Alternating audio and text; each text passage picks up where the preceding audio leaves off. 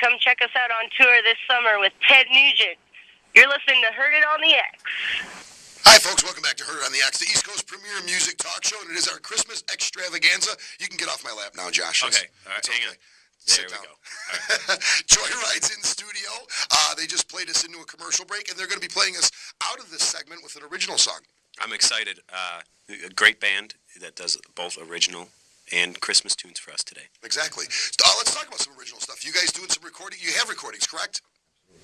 Go ahead. Who wants to talk? Come on, Dennis. Your originals. Yes, we do. I guess I'm the closest to the mic. Some are in the works, and some are on your website. Yeah, well, we did our first CD really to accomplish a couple things. I mean, obviously, we wanted to showcase some of our more popular cover tunes to use it as a sales tool. Marketing. But we also, at the same time, we wanted to position some of our originals on there to show people that there was a little more to us than just being a cover band. And, Mike and I, we've been talking about, like, what we want to do next, and we do have some ideas. I suspect that the next recording project probably will be a little bit more original intensive. I mean, we could probably, between all of us in this room, we could probably do 3 double albums worth of material, but obviously you got to be a little bit careful how you position that. But I think we're pretty much ready to kind of do that. That's great. So do you have a time when you might be working on it, or a time when, is it something that springtime's looking good, or? Probably. I know the Geek Squad's involved in this. We've talked about this. As soon as the recorder comes back from the Geek Squad, but I mean. Well, I think we should have it ready by 2020. Excellent. Excellent. You'd be celebrating your around 30th anniversary then. And it's at Dennis had told me to talk about this. Your website is joyrydeband.com, but it's joy, JOYRYDE band.com. Right. So, and if people are having trouble looking for you, that's why. And then there's joyride.info.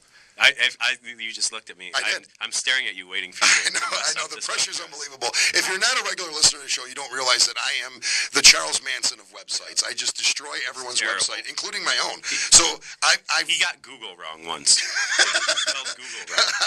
I've written this down. So we've got JOYRYDE.info if you want information on the band. There you go. I'm proud of myself, Joshua. You're getting better. She's our webmistress here. Right. Oh, really? So you handle all the web work? Yes, I do. That's not an easy gig. No. And you couldn't fix his computer? You didn't give it to me. Oh, I see. Okay. What is some of the highlights that you guys have talked about some pretty amazing gigs that you've done, but there's one particular one that we were just talking about on the break. Fill us in on that. Fill our listeners in on that. Yeah, a few years ago, we were fortunate, thanks to my brother Dave Lackey. I got to give him a plug. We did an event for New York State at Rockefeller Center, and it was great. We had a good time. It was lots and lots of people, a few thousand people there, and the tree was still up. And Oh, so it was like a Christmas event there, or was it? During winter. Yeah. Oh, yeah. January. It was right after the holidays. What was the reason? I mean, what was the reason for the gig? Just somebody hired you, saw you, hired you? It was a big event for I Love New York. Oh, really? We used to be the I Love Unofficial New York State band. That's where you really don't want to be the official New York State band, anyways. Not anymore. I mean, that's my thought process on that.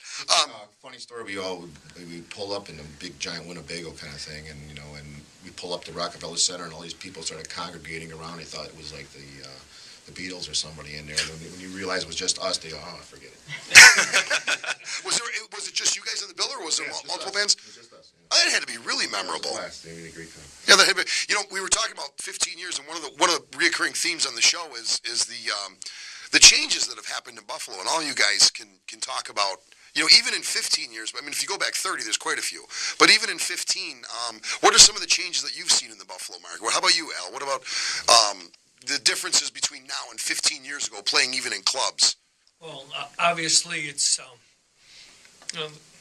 there's less money for people to go out, so obviously you really have to have a good, show for them to come out.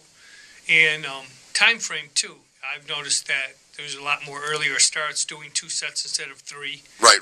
We've all kind of converted now to 2 sets, in a period. You give them just as much music, but, you start on time and you get out a little earlier. Yeah.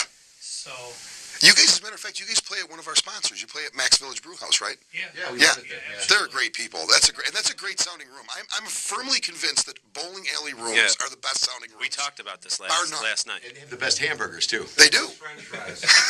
Hey, They have the best bowling alley French fries. Do they really? I've never tried them. Nothing like it.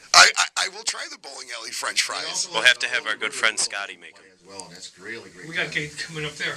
Yeah, when they open up. When spring, summer. Yeah. What were some of your favorite places to play back in the day as a band, bar-wise, when you were still a bar band? What was some of the favorite places? Me and Dick go back to the 70s, man. We got Barrelhead, Yeah. Yeah. Whorehouse, and where else? The Crossbow, Keystone 90s.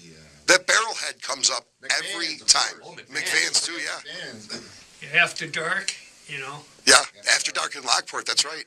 definitely. The Attic. Anybody remember The Attic? I don't remember the attic. The Attic was on Transit Road about a mile from Keystone 90s. Oh, really? It's still there. It's still, now it's a bowling alley again. It was a bowling alley that became a nightclub that now is a bowling alley again. Oh, really? No kidding. If we wait long enough, it'll just become another nightclub. That's the circle of life. Bowling alley, that'd be a great idea. It's funny because McVan's and the Barrelhead come up all the time. And when Billy Sheehan was on the show, we wanted to talk to him about his career and all the crazy things that he's done. All he wanted to do was talk about McVan's, and he wanted to talk about the Transit Drive-In, gigs at the Transit Drive-In. I mean, so it was such a different time back then. I'm sure. Hard Rock Quarry, remember? Oh, yeah. I'm sure all cities are going through it too, and it's just like you said. You're competing more. It's the entertainment dollar. I mean, that all musicians are competing for, and you're trying to get people to come out and spend their time with you. Joyride does it by giving great entertainment, great musicians, great song list. I mean, and that's just how you have to do it. You find yourself working harder. I know the snow's the same. I mean, it's none of that's changed. The pay seems to be the same. So the pay never goes up. It's more to get a beer, but the pay never seems to go up. Waitresses are a lot younger now. I noticed. Yeah. Compared to us. See, like when I first joined the band, which I'm like a 15-year vet now, and when I first joined, we could still like say, "Oh, what a pretty bride," and we'd be looking at the brides. Wow, she's really pretty. Now we look at the bride's mothers. Yeah.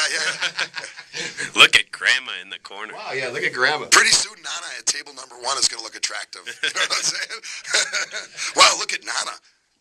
She's got all her teeth. And they're in that cup. Why did Nana put her teeth in that cup?